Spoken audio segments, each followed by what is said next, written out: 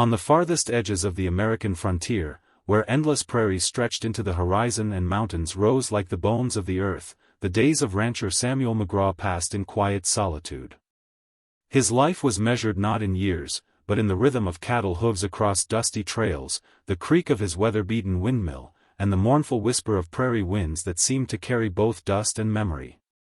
Sam had long accepted that his days would be spent alone, shadowed by the loss of family and the silence of a house too big for one man. But destiny, like the prairie wind, changes direction without warning. It was on a blistering afternoon of late summer, while riding along a hidden trail, that Sam's fate shifted forever. He found himself near a secluded lake, its surface glimmering like polished glass beneath the sun. The place was so still it felt untouched by time, until a desperate cry tore through the silence.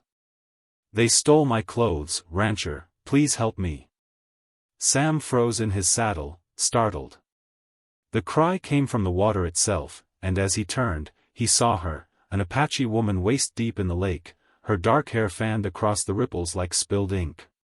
She tried to hide beneath the water, her eyes blazing with both pride and humiliation. Around the shore lay evidence of cruelty, boot prints and laughter carved into the mud where local boys had mocked her, stolen her dress, and run off, leaving her vulnerable. Without hesitation, Sam swung down from his horse. Wordlessly, he unbuttoned his weather-worn coat, an old duster that smelled faintly of leather, tobacco, and dust, and laid it on the bank. Turning his back to grant her dignity, he said only, "Take this." When she finally emerged, wrapped in the oversized coat, he saw more than a woman in distress. She stood proud despite her shame, her eyes like burning embers that refused to die.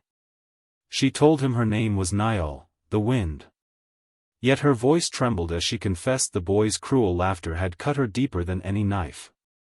Sam, who had been an outcast in his own way, knew the pain of being judged by whispers and appearances. He promised her safety at his ranch until her people came searching. What began as an act of kindness slowly wove their worlds together. At night, by the crackling fire, Niall spoke of her people, their legends of stars guiding hunters, of rivers remembering names, of songs sung to children so they might dream strong dreams. Sam told her of his family lost to fever, of near ruin when bandits once tried to claim his cattle, and of the loneliness that shadowed every meal in his empty house. The silence that once defined their lives began to crumble. They laughed while mending fences, their hands brushed while tending the horses, and often, in quiet moments, their eyes lingered on each other longer than either dared admit.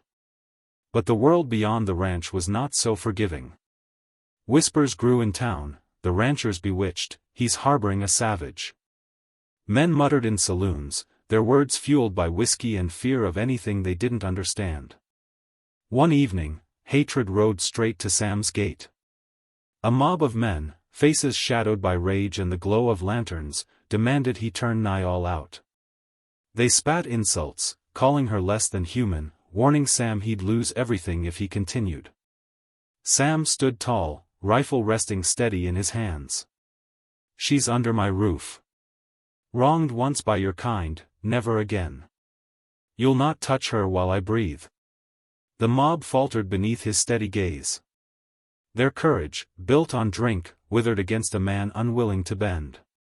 They cursed and rode off, leaving dust and bitterness in their wake. Niall, trembling, looked at him, not with fear, but with astonishment. Few outside her people had ever lifted steel or voice for her dignity. That night, as the firelight danced on the walls, she whispered, "You are stronger than stone, Samuel McGraw. But kinder too. You shame the cruelty of others." As the months turned, the coat he had once offered her became more than fabric. It was a symbol, a memory of the moment he restored her dignity, the first thread of the bond that grew between them. Spring brought wildflowers carpeting the hills. Under the cottonwoods, Sam did not ask permission of priest or town. He simply stood before her and said, "Niall, I can't imagine this ranch without you. Will you stay, not as guest, but as my equal?" She laid her hand in his, voice strong with pride. "The wind has traveled long. But here, with you, it has found a place to rest. But their story did not end there. Love on the frontier was no simple fairy tale, it was a rebellion. The town's hatred did not vanish. Bandits saw their union as weakness to exploit. One summer, raiders came to take cattle and burn his fields. Sam and Niall fought side by side, he with his rifle, she with bow and knife. Their courage turned the tide, and the raiders fled into the night. From that day, even those who whispered against them spoke quietly, for the couple had proven stronger together than any force against them. Years passed.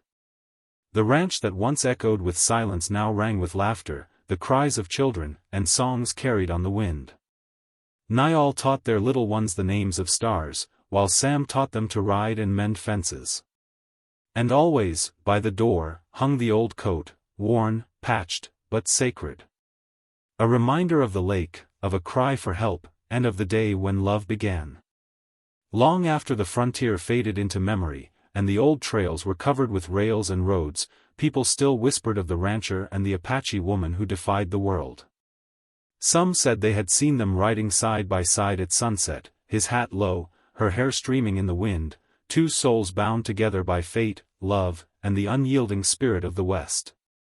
And if you listen to the prairie winds at dusk, some swear you can still hear her voice, soft but strong. The wind has found its rest.